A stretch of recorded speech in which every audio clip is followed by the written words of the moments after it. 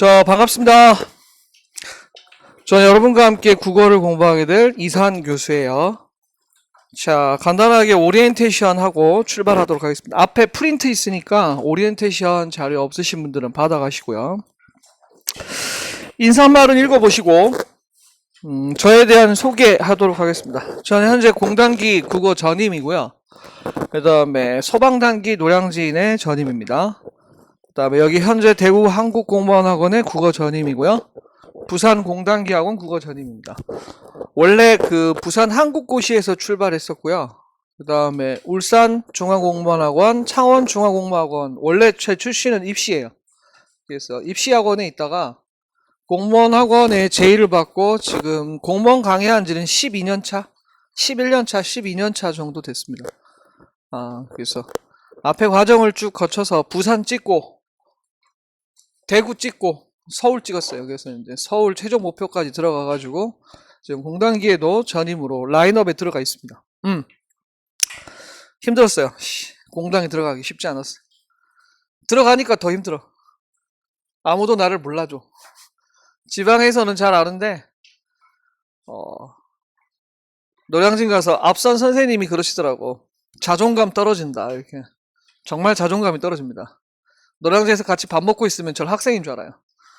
늙은 학생도 많으니까 같이 밥 먹고 있으면 제가 선생님인지도 아무도 모르는 그런 느낌?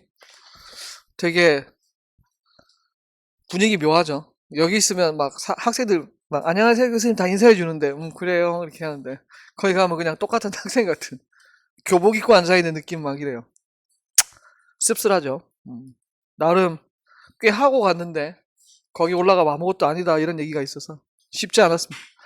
지금 서울 올라가지는 3년차 소단기에서 출발해서 이제 올해 공단기로 옮겼습니다. 자, 공무원 시험의 출제 범위는 수능하고 비교를 해보죠. 수능하고 비교를 해보면 거의 유사합니다. 요즘처럼 공무원 시험이 수능화되어 있는 시험, 요즘 최근에 국가직, 지방직 다. 좀 이따가 이제 출제 경향을 보시겠습니다만 이제 책 앞에도 살짝 소개가 돼 있어요. 그래서 그 부분까지를 이제 생각해 보셨을 때 수능하고 비교해보니 굉장히 유사해졌다. 그래서 전체 영역은 현대문법, 독해. 원래 수능이 요거 중심이잖아요. 우리도 요게 요새 중심이 좀 됐어요. 여기서 한 10문제 이상 출제가 되고 있고 20문제 중에 원래 문법 문제가 예전에는 11문제 이상 출제됐는데 요즘은 문제수가 많이 줄었어요. 합쳐서 한 5문제 정도 좀 줄었고 화법 작문이 옛날에 말하기 쓰기였는데 요새 이제 그 교육과정이 바뀌었잖아요. 화작독 이렇게 부르는데 화법, 작문, 독서 이제 이렇게 부르죠. 그래서 독서 파트가 여기고 화법과 작문이 요 파트인데 여기 꾸준하게 좀 출제가 되고 있는데 사실 그렇게 어렵지 않게 그냥 상식으로 풀 수 있는 유형들이 좀 대부분이에요. 여기서 이제 고쳐쓰기 정도랑 개요표 정도만 나중에 비문학반에서 훈련하시면 됩니다. 그리고 공무원 시험에 가장 입시랑 다른 점이 있다면 그건 한자 등장이죠.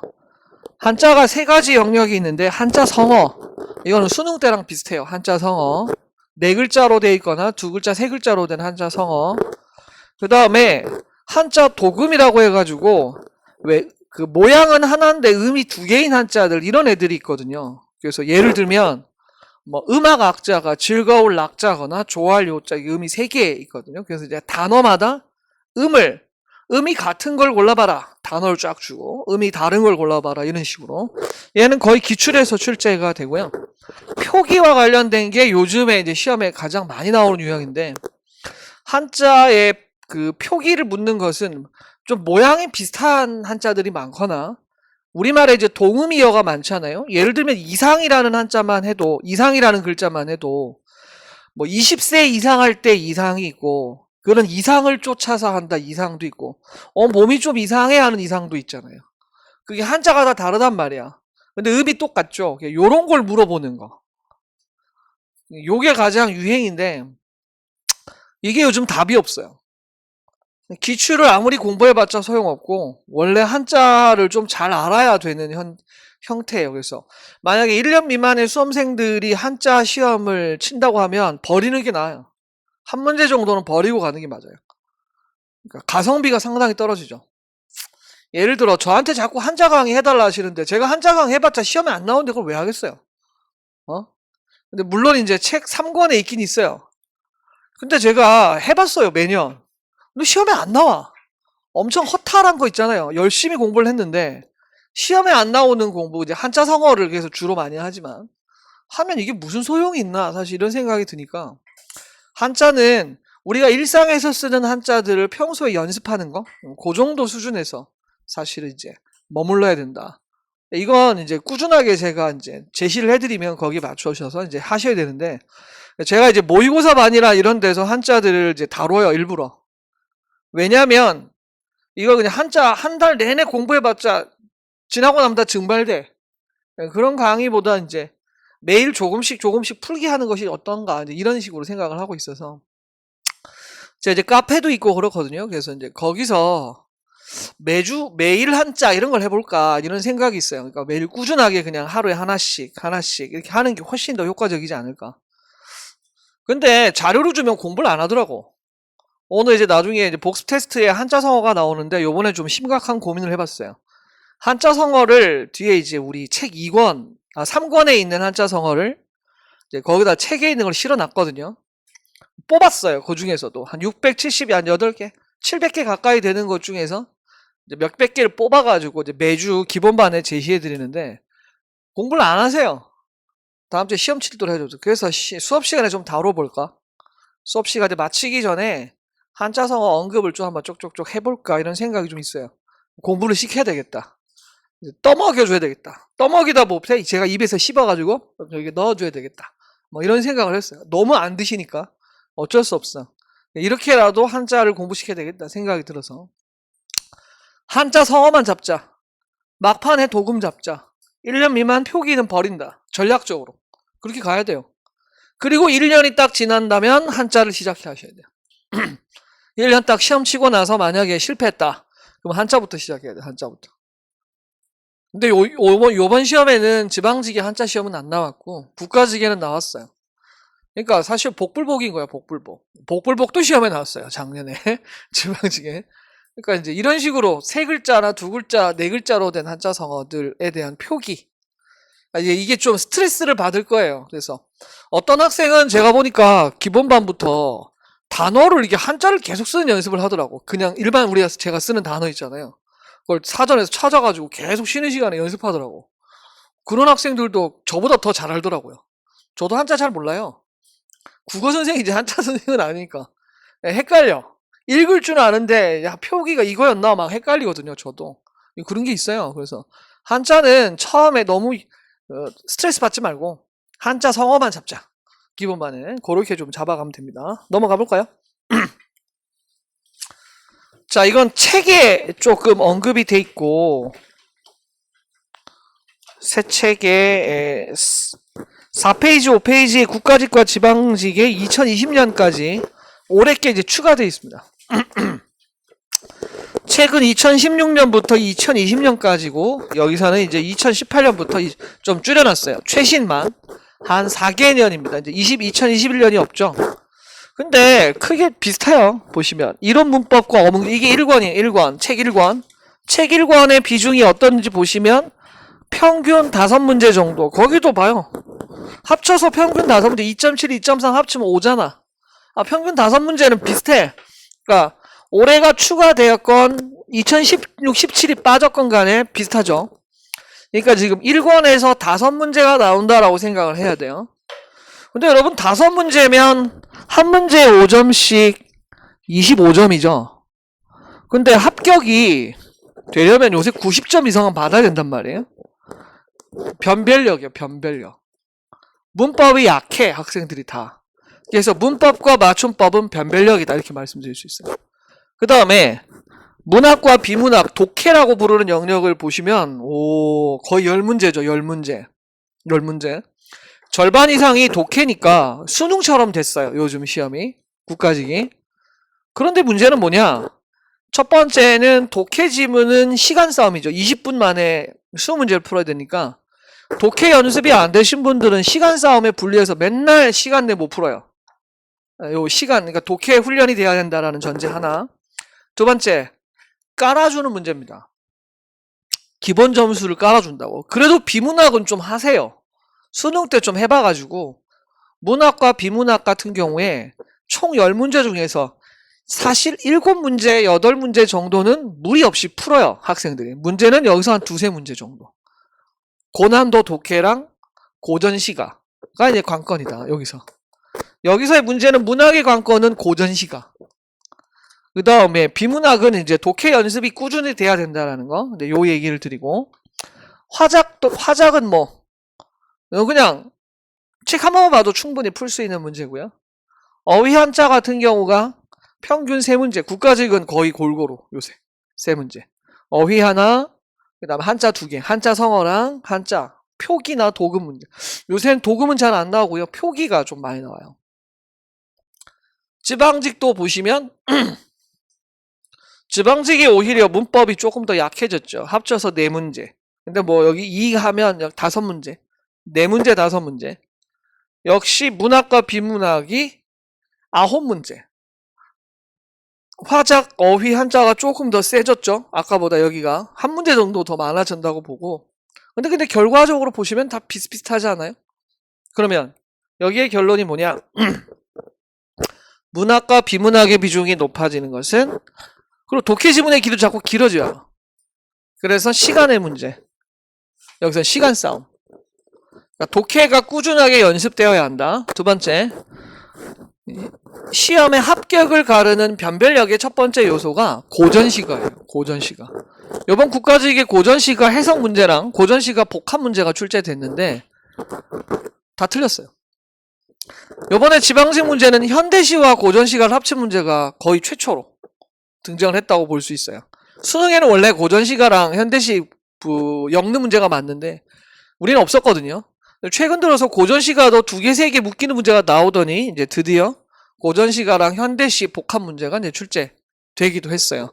복합 지문을 예상하고 준비를 해야 한다. 뭐 이렇게 말씀을 드릴 수 있는데, 고전시가를 해석할 수 있는가가 관건이다. 이렇게 볼 수 있습니다. 진짜로. 고전시가 해석 못하는 사람들이 진짜 많아요. 왜냐하면 외국어 같거든요.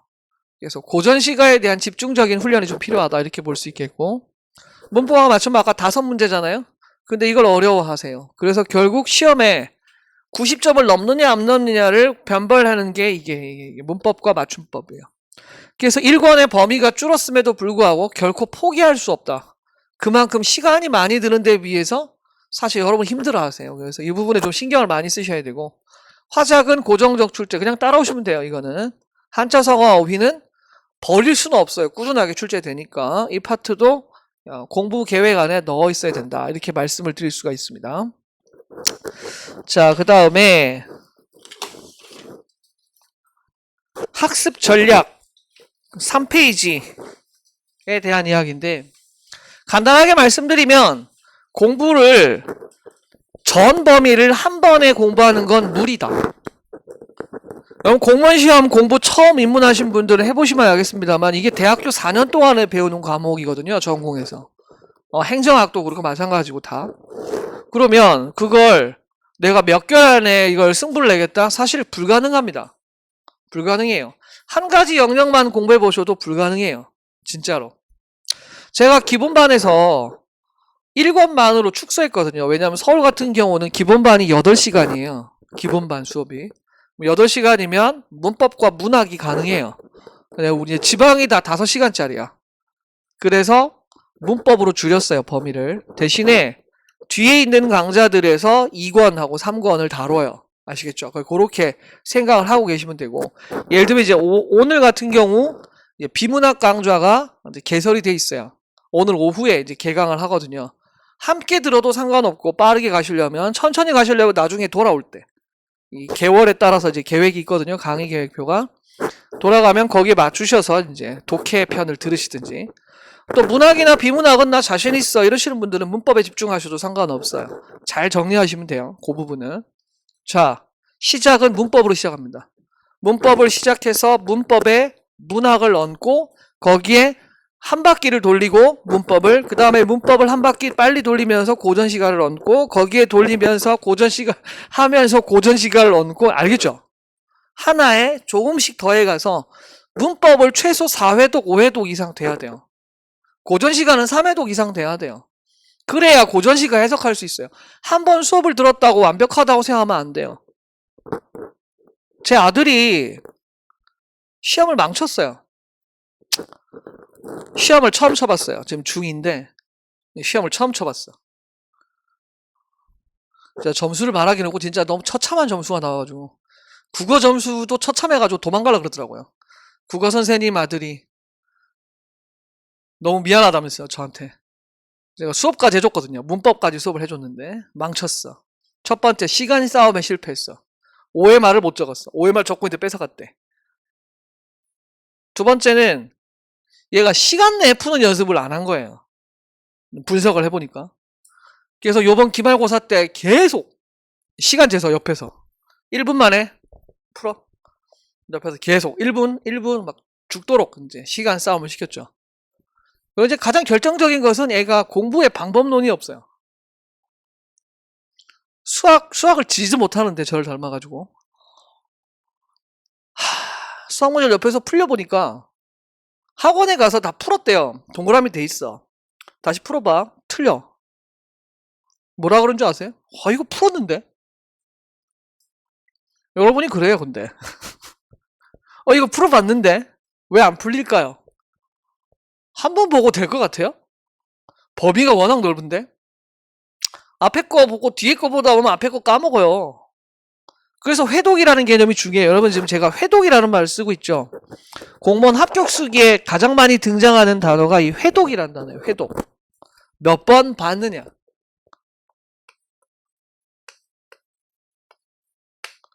공부를 얹어가야 돼요. 문법만 공부했다가 문법에다가 문학 공부하고 문법에다가 이렇게 계속 공부를 늘려가야 돼.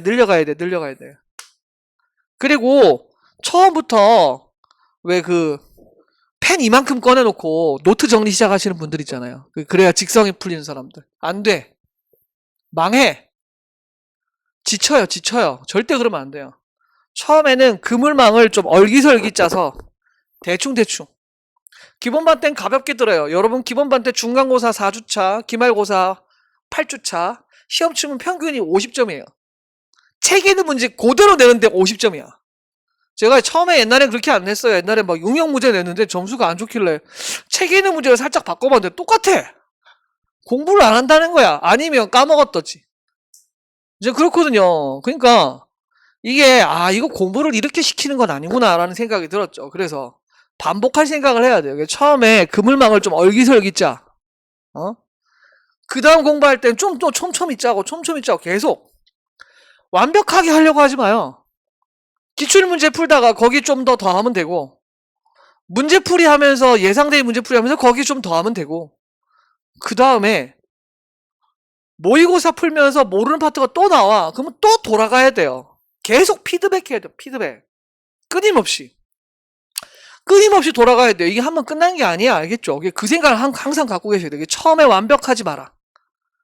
점점점 완벽해진다. 알겠죠? 매일매일 나아지는 자신을 발견하는 게 좋지. 매일매일 실패하는 자신을 발견하면 별로잖아요. 공부를. 그렇게. 지금 이게 그 말이에요. 공부에 공부를 얹어가라. 공부를 단계별로 해라. 이런 얘기예요. 자, 이제 커리큘럼 얘기가 1-2번에 4-1-2번에 3페이지에 나오는데 1단계부터 4단계까지 학원의 1년 컬이에요.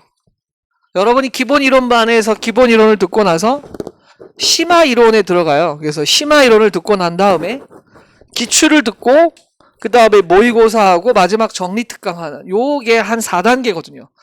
모든 강사들의 컬이가 똑같아요. 기본 나중에 다 분석해봐요. 기본 이론, 이론 심화, 기출, 모의고사, 마지막 정리특강. 요게 1년의 컬이가 이렇게 잡혀요. 그러면 기본 이론에서 출발해서 이론 심화로 가고 이제 기출로 가고 이렇게 가겠죠. 우리 학원에 딱 7월, 7, 8, 90, 11, 12, 90, 7, 8, 90, 11, 12, 1, 2, 3, 4. 요걸 2번 해요. 기출문제 풀이를. 근데 저는 요길 넘길 거예요. 그래서 1, 2, 3, 4 이렇게 시험 치고 나서 파이널 마지막 정리. 이게 1년 컬이 정말 바쁘게 돌아가요. 정말. 그럼 이제 여기에 맞춰서 제 강좌가 이제 개설이 쫙 돼 있어요. 지금 생기초 특강은 지난번에 마무리를 지었고, 기본 이론 지금 여기서 들을 거고, 여기에 이제 우리가 문법만을 공부하는 거니까 요건 단과로 수강을 하시든지 실강을 듣든지 인강을 듣든지 결정을 하셔야 되고요. 그 다음에 이제 심화 이론 강좌가 제가 이제 문법을 어려워하셔서 3단계로 나눠놨어요. 3인일체 프로그램을 제가 돌리는데 문법, 고전, 모의고사 이게 다 3가지씩 있어요. 어느 걸 들어도 상관없어요. 문법을.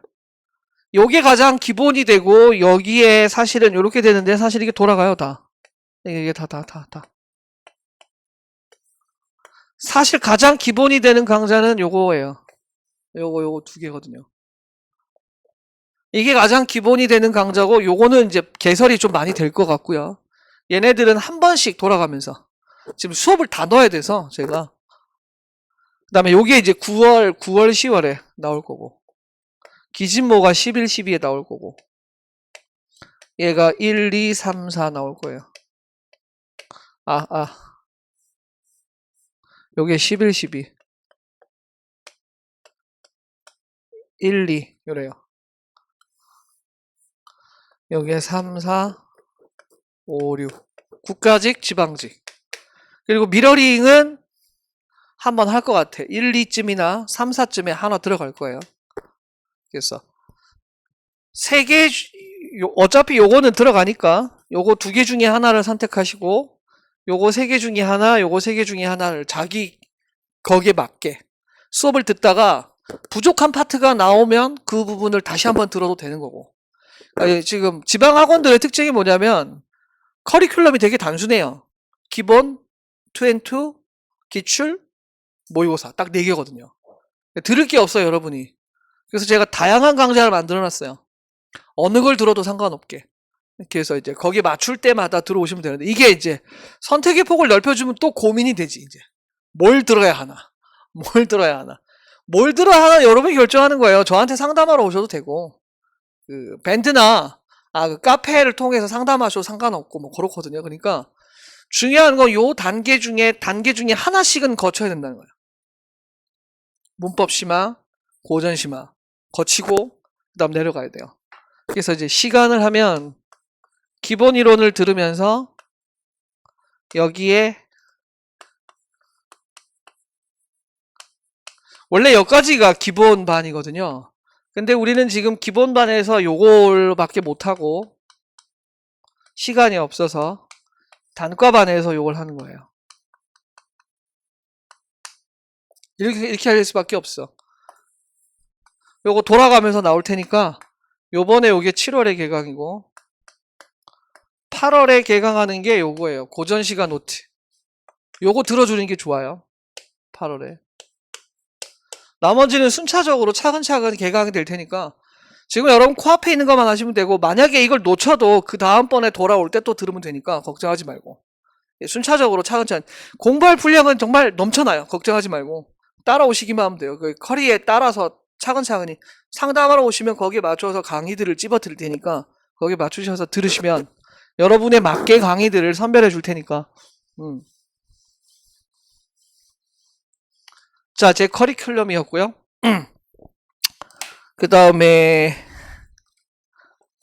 요게 안내가 그 2페이지에 나와 있고요. 개설 강좌가. 그래서 그것들은 이제 참고하시고 그 다음에 제 카페에 들어오시면 카페에 2022년 이 강좌에 대한 상세 설명을 제가 PPT를 변환해 놓은 걸 올려놨어요. 어저께. 그래서 곧 동영상 찍을 거라서 동영상을 찍어서 올려주면 그걸 보셔도 상관없고 상관없으니까 그걸 나중에 그냥 PPT 파일만 잘 봐도 돼요. 그 강의 각각에 대한 이 강의는 무슨 강좌고 이 강의는 무슨 그게 필요하잖아요. 거기에 대한 안내가 올려놨어요. 그래서 그거 한번 확인해 보시면 되고 3페이지에 보면 지금 현재 수업 안내가 기본 이론반 안내가 있습니다. 홀수달 이건 매달 개강을 하는 강좌고 문법을 다룹니다. 1권만 다룹니다. 그래서 여러분 책을 들고 오실 때는 1권만 들고 오셔도 됩니다. 당분간 수업 때는 1권만 들고 오시면 되고 원래는 한자 성어를 3권을 공부를 하셔야 되는데 제가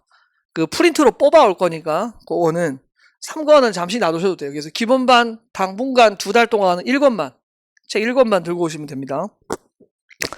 그래서 매주 복습 테스트가 나가요. 그래서 복습 테스트는 그날 배운 그날 수업에서 배운 내용을 문제로 풀어보는 거랑 그 다음에 한자성어가 나가는데 테스트는 2주차부터 치고 오늘 한자성어가 나가요. 그래서 수업 때 아까 말씀드린 대로 마지막 끝나기 전에 좀 짚어주겠다.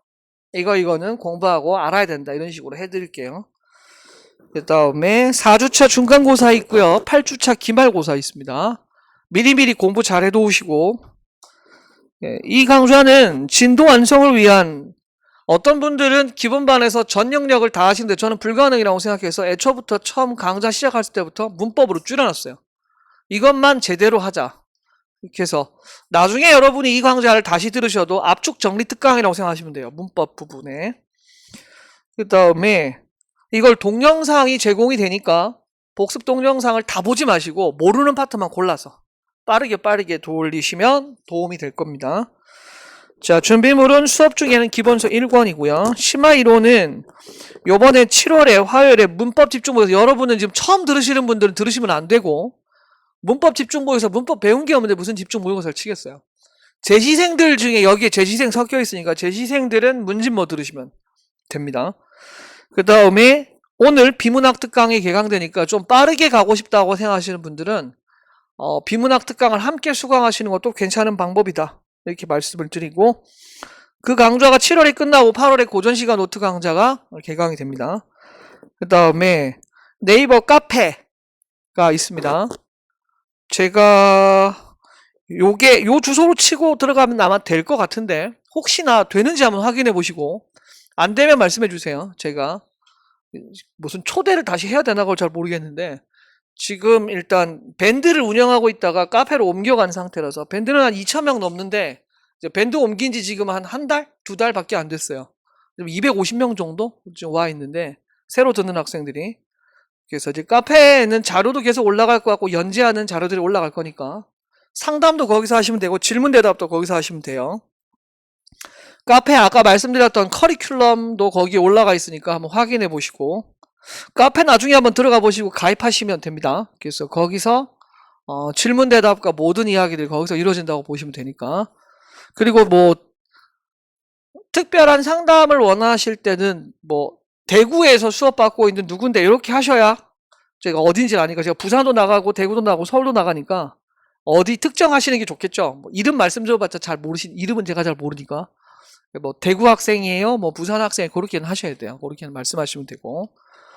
자, 하여튼 카페를 좀 활성화했으면 좋겠습니다. 그걸 잘 이용하시면 좋겠어요.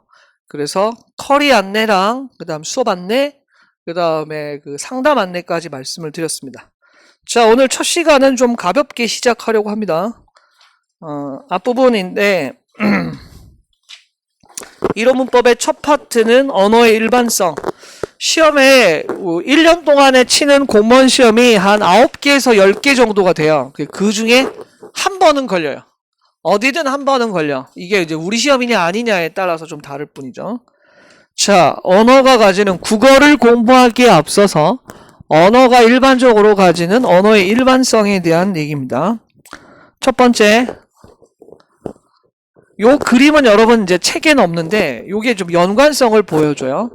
처음 나오는 1번의 기호성부터 시작해서 사회성, 그 다음에 순서대로 했을 때 사회성, 역사성, 자의성은 언어의 기호성과 관련이 있는 특징이에요. 그러니까 언어가 기호적인 특징을 갖기 때문에 일어나는 세 가지 특성이고요.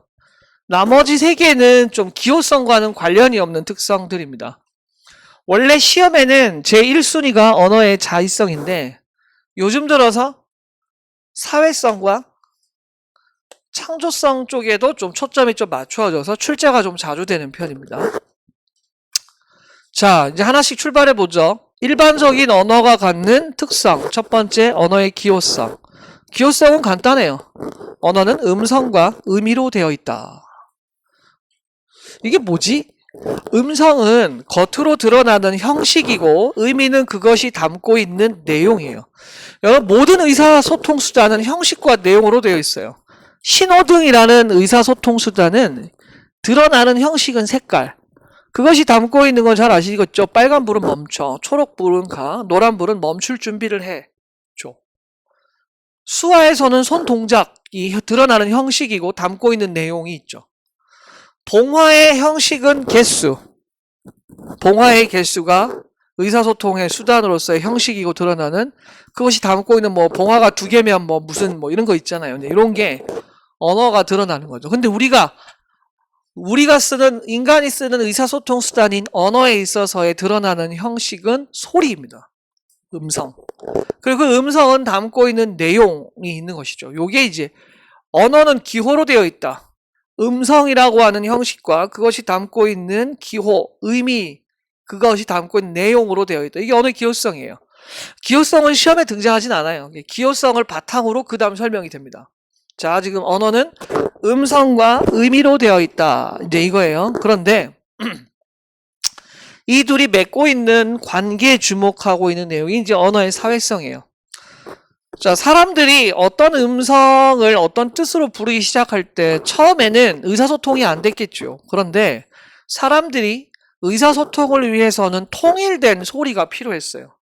우리는 모두가 다 이 단어를 책상이라고 부르고, 교탁, 책상, 의자, 시계, 칠판, 분필, 이런 식으로 우리가 지금 이렇게 딱 말하면 다 알아듣잖아요. 다시 말하면 사회적으로 모두 약속한 것입니다. 언어는 어떤 개념을 특정한 음성으로 표현하자고 하는 사회적인 약속이 있는데 그 사회적인 약속이 바로 언어의 사회성이에요. 언어의 사회성에서 제일 중요한 대목은 사회적인 약속이라는 대목. 여기에 이제 포인트입니다. 그럼 이 사회적 약속이라는 건 왜 있느냐? 이걸 어기면 의사소통이 불가능해지기 때문입니다. 자기 마음대로 말을 만들어낼 수 있습니다. 그러나 문제는 말이 안 통하죠. 그러니까 언어가 의사소통이 되려면 우리가 쓰고 있는 사회적 약속을 써야 됩니다. 엄마가 아이에게 말을 가르치는 것은 그 사회적인 약속을 가르치는 거죠. 엄마가 엄마를 가르치고 아빠를 가르치고, 엄마가 엄마를 아빠라고 가르치고 아빠를 엄마라고 가르치면 그렇게 배우지 않겠어요? 약속을 잘못 배우겠죠. 그러면 다른 사람과 의사소통이 안 되겠죠. 그러니까 그런 거죠. 의사소통을 위한 사회적인 약속, 이게 사회성이 가장 중요한 표현입니다. 그리고 사회성을 발견하는 것은 의사소통 얘기여야 돼요. 뭐가 말이 통하고 안 통하고 이런 얘기가 사회성과 관련이 있습니다. 그런데 이런 고민을 할 수가 있죠. 왜 굳이 그 소리는 그 뜻이어야만 하는가에 대한 고민이 바로 언어의 자의성입니다. 음성과 의미의 관계가 이 대목이 가장 중요해요. 필연적이지 않고 임의적, 자의적, 관습적인 관계다. 필연적이지 않다. 여기 대신에 들어갈 수 있는 게 고정적이 아니다.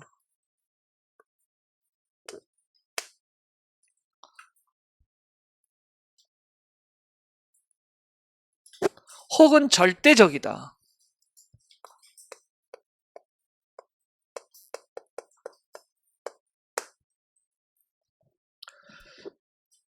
다시 말하면 우리가 이 단어를 칠판이라고 부르지 않아도 됐었다는 얘기입니다.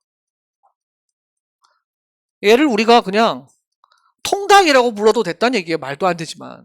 사실은 그래도 됐었다는 얘기예요. 그런데 그냥 어느 순간 칠판이 되어버렸다는 뜻입니다. 이걸 알 수 있는 증거들이 뭐냐면, 만약에 언어가 필연적이라면, 그 음성은 그 뜻이어야 된다면 다른 나라도 이걸 칠판이라고 불러야 될 거예요. 무슨 말인지 알겠죠? 다른 나라도 얘 발음이 칠판과 가까워야지. 칠판. 그 인도의 어느 특정 지방의 말하고 우리말하고 비슷한 거 혹시 알아요? 할배인가? 할배가 할아버지고 거의 우리말과 거의 유사한 발음을 가진 지역이 있더라고. 인도 동남부인가 어디에 있는데 보통 누구지? 고대에 우리나라로 시집 온 인도 그 사람인데 그 사람으로부터 우리말 파생됐을 것이라 추정하는 그런 이론이 좀 있죠. 그 동영상 보면 인도 동남부에 찾아가는 동영상이 있어요. 학교에 가가지고 단어를 물어봤는데 진짜 우리말과 너무 비슷한 단어가 되게 많았던. 이제 기억이 안 나는데 오래돼가지고 되게 놀라운 거죠, 사실은. 그럼 그렇게 모든 나라가 다 똑같아야 돼요. 예를 들면 집에 대한 우리나라 발음이 집이잖아요. 집. 그럼 영어도 집, 중국어도 지브 비슷해요. 일본어도 뭐 발음 못하면 지브 뭐 이렇게 해야 되지. 근데 우리나라 말은 집인데 영어로는 하우스고 소리가. 프랑스어는 메종이고 음성이 언어마다 다르다. 이게 언어가 절대적이 아니다. 음성과 의미의 관계가 필연적이 아니다. 고정되어 있지 않다. 그럼 어떻다? 임의적, 자의적, 관습적이다. 임의적이라는 말이 영어로 하면 랜덤이에요. 랜덤. 뽑기였다는 거야. 뽑기 중 하나처럼 얘가 그 음성이 선택됐을 뿐이라는 거죠. 이 증거가 중요한데 그게 바로 언어마다 대상을 표현하는 말소리가 다르다. 요즘은 이제 방송의 영향으로 사투리를 거의 쓰지 않지만 제가 봤을 때 이제 경북 사투리가 좀 심해요. 부산 분들은 사투리를 거의 쓰지 않아요. 대구, 경북이 조금 사투리가 있어요. 억양도 좀 다른 거 알죠? 대구랑 부산의 부산은 뒤에가 올라가고 대구 아니지 헷갈린다. 그 인터넷에 그거 있던데 숫자로 표현한 1이 낮고 5가 높은데 부산과 사투리 진짜 해보니까 비슷하더라고. 제가 집이 부산인데 부산에서 제가 들었던 말투랑 여기 말투랑 다른 게 뭐가 다른지 몰랐는데 그걸 해보니까 딱 알겠더라고. 진짜로. 네 그거 나중에 소개해줄게요. 진짜 웃기는데 그거. 해보니까 진짜 여러분의 해보면 진짜 맞는 것 같더라고. 제가 들었던 말투가 딱 맞아. 근데 혹시 정구지 알아요? 정구지 아직 아나? 모르는 사람도 있을 수 있다. 요새는 정말 표준어가 많이 보급이 돼가지고 방송 때문에. 저 때는 부추라는 말을 애들이 몰랐어요. 다 정구지였어. 우리 오늘 정구지 찌짐 해먹을까? 다 이랬어. 찌짐도 비표준어예요. 부침개예요. 부침개. 정구지가 부추죠. 부추. 그거 봐봐. 똑같은 대상을 가리키는 말소리가 한 나라 안에서조차 방언으로 갈려있다는 거죠. 이거는 절대적이 아니지. 그죠? 그 다음 동음어. 배라는 단어만 해도 말이에요. 음성과 의미의 관계가 필연적이라면 배는 한 가지 뜻이어야만 됩니다. 그런데 배는 과일이란 뜻도 있고 복부라는 뜻도 있고 선박이란 뜻도 있습니다. 1대1이 아니라 1대3의 관계죠. 음성과 의미의 관계가 1대1이 아님을 보여주면 됩니다. 예로 들어진 내용이 음성과 의미의 관계가 음성이 1이고 의미가 여러 개든가 의미가 1인데 음성이 여러 개든가 이러면 얘가 자의성의 근거야. 죽음과 사망이라는 동의어의 경우 뜻이 1이지 않나요? 뜻이 똑같잖아요. 죽음과 사망은. 근데 음성이 2개야. 절대적이 아니야. 음성과 의미가. 다른 음성이 있어. 이게 언어의 자의성이에요. 언어의 자의성이라는 게 음성과 의미의 관계가 필연적이지 않고 절대적이지 않고 고정적이지 않고 임의적, 자의적, 관습적인 관계로 맺어진 것으로서 언어마다 방언마다 말소리가 다른 것 그리고 동음어와 동의어의 존재 이런 것들이 다 언어의 자의성의 근거입니다. 언어의 사회성과 역사성은 사회성은 했잖아요. 사회적 약속이 여러 개라는 뜻이고요. 역사성은 곧 배울 텐데 시간의 흐름에 따라서 사회적인 약속이 변한다 하는 겁니다. 그럼 이제 조선시대의 약속과 현재의 약속이 다른 거죠. 조선시대는 tree, 나무를 나무라고 했고요. 지금은 우리는 나무라고 합니다. 음성이 조선시대의 음성과 우리 시대의 음성이 2개예요. 뜻은 1인데 또 어리다가 소리는 1인데 조선시대는 어리석다. 지금은 나이가 적다. 의미가 2예요. 그러니까 음성과 의미의 관계가 절대적이 아니라 시간의 흐름에 따라서 변한다. 이게 언어의 자의성이 있다는 근거죠. 말의 어원 추적이 불가능하다. 푸르다를 추적하면 풀에서 왔대요. 풀. 풀의 빛이 푸르잖아요. 그런데 최초로 왜 풀을 푸르게 됐는지는 불가능하답니다. 추적이. 그냥 어떻게 하다 보니까 풀이 된 거래요. 그러니까 이렇게 말의 어원 추적이 어느 이상 가면 불가능한 것도 결국 음성과 의미의 관계는 그냥 랜덤이었다.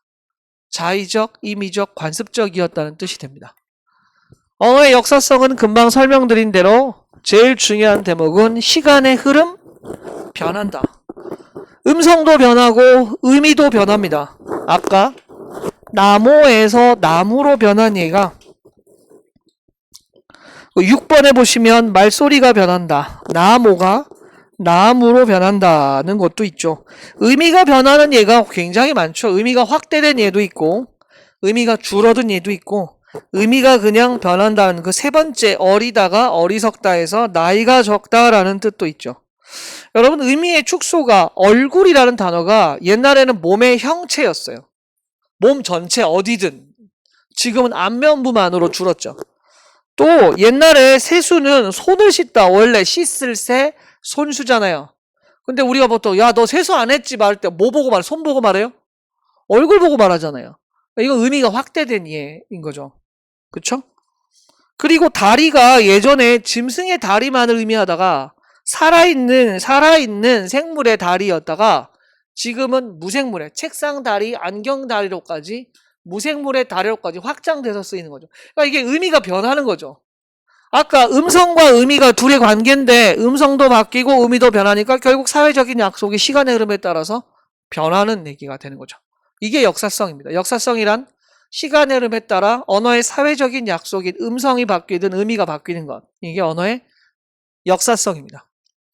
자, 이제 언어의 기호성과 관련이 없는 특징 첫 번째, 언어의 분절성, 나눌 분, 마디절, 성질성. 나누어 쪼개어지는 성질입니다.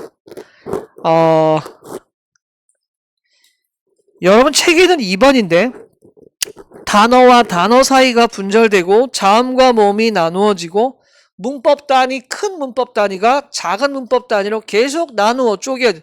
문장은 어절로, 어절은 단어로, 단어는 형태소로, 형태소는 음절로, 음절은 다시 자음과 모음으로 큰 문법 단위가 작은 문법 단위로 나누어 쪼개어지는 것, 이게 언어의 분절성입니다. 근데 얘보다 더 잘 나오는 건 언어가 표현해내는 분절성인데 언어가 표현해내는 분절성이라는 것은 무엇이냐? 연속되어 있는 세상을 언어로 표현할 때 끊어서 표현하는 거죠. 분절적으로 표현하는 거죠. 제일 비관한 예가 물의 흐름인 상류, 중류, 하류입니다. 우리가 물을 상류와 중류와 하류로 끊어서 표현하지만 여러분 물의 흐름은 끊을 수 없지 않나요? 쭉 이어져 있잖아요. 물이 이어져 있잖아. 끊을 수 없어요. 과거, 현재, 미래 끊을 수 없어요. 도레미파솔라시도 음계 끊을 수 없어요. 이음은 이어져 있어요.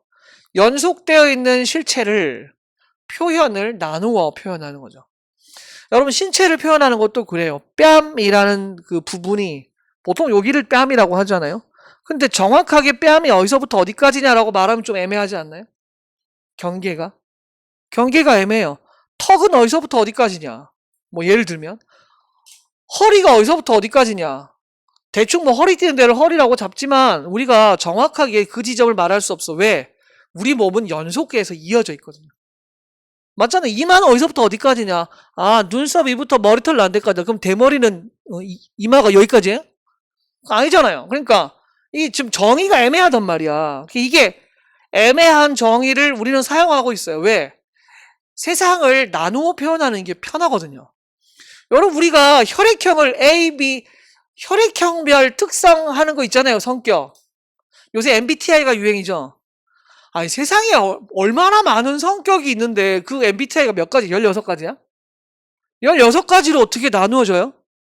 근데 사람은 거기서 안정감을 느낀대요. 너 A형이지? 나도 소심한 A형인데. 서로 동질감을 느끼는 그게 안정감. 이게 세상을 나누어 표현하는 게 인간의 습성이야. 세상은 더 많은 게 쪼개어질 수도 있고 사실 그런데 그걸 나누어 쪼개는 거예요. 그게 편하대요. 세상을 나누어 쪼개는 게.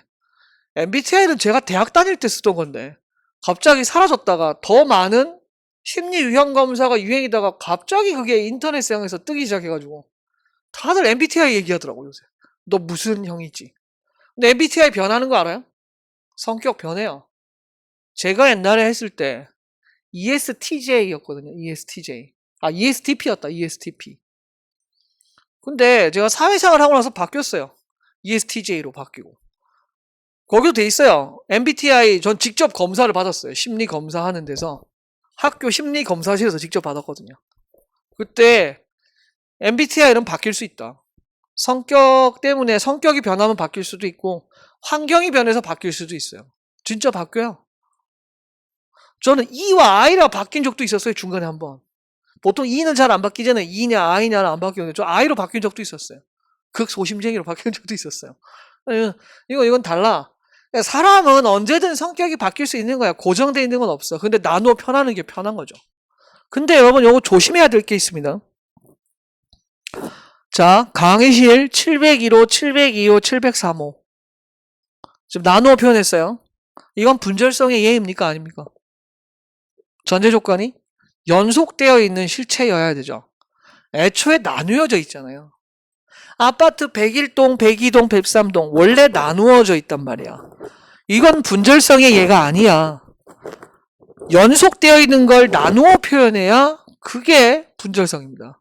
애초에 나뉘어져 있는 걸 나누어 표현하는 건 분절성이 아니에요. 잘 하셔야 돼요, 요거. 자, 그 다음에 시험에 아주 잘 나오는 요즘 언어의 창조성입니다.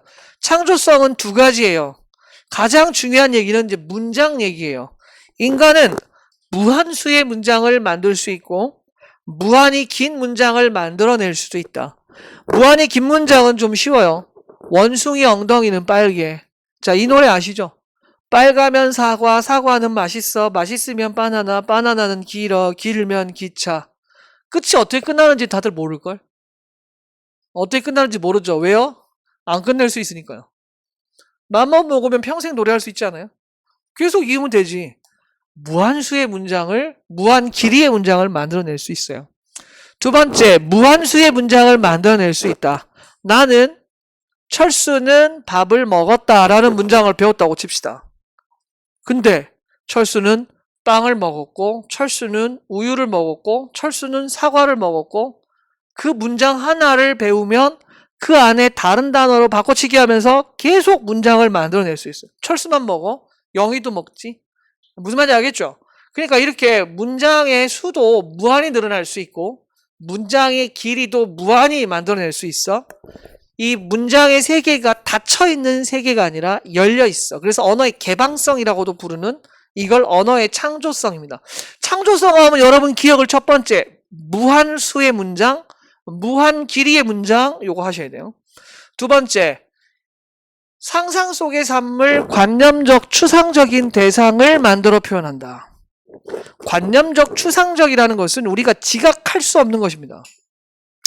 눈으로 보고 코로 냄새 맡고 입으로 맛을 보고 손으로 느끼는 이런 우리의 오감을 통해 지각할 수 있는 대상이 아닌 관념과 추상, 머릿속에서 상상 속에서 생각으로 존재하는 그런 것을 만든 추상명사가 가장 대표적입니다. 사랑과 우정과 명예 우리가 소중하게 생각하는 것입니다. 하지만 사랑도 우정도 명예도 볼 수도 없고 만질 수도 없습니다. 이런 추상명사를 사용하는 것부터 시작해서 용이나 봉황과 같은 실제 존재하지 않는 상상 속의 소재를 만들어 쓰는 것 역시 언어의 창조성입니다. 창조성 중요합니다. 창조성 두 가지를 기억하십시오. 무한수의 문장, 무한 길이의 문장. 이게 첫 번째. 두 번째는 관념적이고 추상적인 대상, 상상 속의 산물을 만들어 사용한다. 그런데 언어의 추상성을 단어 연결지어서 추상적이라는 말 요걸 잘못 생각하셔가지고 여기 이제 추상적인 요 말을 듣고 이걸 언어의 추상성이다라고 하시면 안 돼요. 왜냐하면 언어의 추상성이라는 것은 언어는 구체적이고 개별적인 대상이 아닌 개념으로 의사소통한다. 이게 언어의 추상성이에요. 하위어를 상위어로 표현하는 것 이게 추상성이에요. 되게 어렵죠. 자, 무슨 뜻인지 한번 봅시다. 나는 과일을 좋아합니다 라고 말하면 여러분 다 이해하셨을걸요? 아, 선생님은 과일을 좋아하시는구나. 자, 물어봅시다. 과일이란 단어가 이 세상에 존재하는 단어입니까? 존재하는 사물입니까? 과일이? 잘 생각해 보세요. 과일이란 건 존재하지 않아요. 사과와 배와 감과 귤을 통칭하는 개념으로 존재하는 단어예요. 과일이라는 게. 이해되셨어요? 과일이란 말이 없어 세상에. 과일이란 사물이 어딨어요. 개념이지. 사과와 배와 감과 귤을 통칭하는 거죠. 야, 차 조심해. 차가 어딨나? 택시나 버스나 오토바이가 있지. 차라는 건 실제 존재하지 않아요. 맞잖아요. 심지어 택시 조심해도 존재하지 않아요. 엄밀히 말하면. 왜요? 택시라는 단어는 그래도 존재는 하잖아. 근데 택시 종류가 번호와 회사와 얼마나 많아요. 버스도 몇 번 버스 얼마나 많아요. 나는 책상에 앉았잖아요. 아, 존재한다고 생각하지. 여러분이 앉은 책상은 이 수많은 책상은 어느 책상인가요? 지정돼 있지 않잖아요. 근데 동물들은 의사소통할 때 지정해서 해요. 저 나무 밑에 있는 저 과일을 먹고 싶어. 이렇게 얘기한다고요. 저 나무 밑에 있는 바나나. 이렇게 되는 거지. 딱 지정되는 거예요. 근데 우리는 그냥 바나나를 좋아해. 바나나가 종류가 얼마나 많은데. 마트 가면 숨없이 쌓여있는 바나나 중 그 어떤 바나나를 의미하는 건가요? 그러니까 인간은 의사소통을 할 때 이렇게 추상화되어 있는 개념으로 의사소통을 한다. 이게 언어의 추상성이에요. 어려우시면 이렇게 잡으면 돼요. 하위어를 상위어로 표현한다. 자, 꽃과 풀과 나무 자체도 개념이지만 이거 한 단계 위로 올리면 뭐예요? 풀과 나무와 꽃, 식물. 식물이 상위어죠. 상위어가 다 추상성이에요. 추상성. 하위어를 상위어로 표현하는 거. 이게 추상성이에요. 추상성.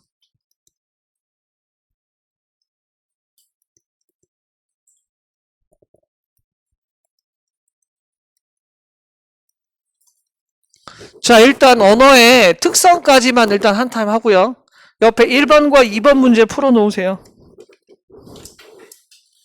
날개에 있는 3페이지의 1번 문제랑 5페이지의 2번 문제 풀어보시면 되겠습니다. 일단 첫 시간은 오리엔테이션 때문에 수업 진도를 많이 안 나갔어요. 일단 한 타임 쉬시고 한 10분 정도 쉬겠습니다. 한 타임 쉬시고 다음 시간에 뵙겠습니다. 한 타임 쉬겠습니다.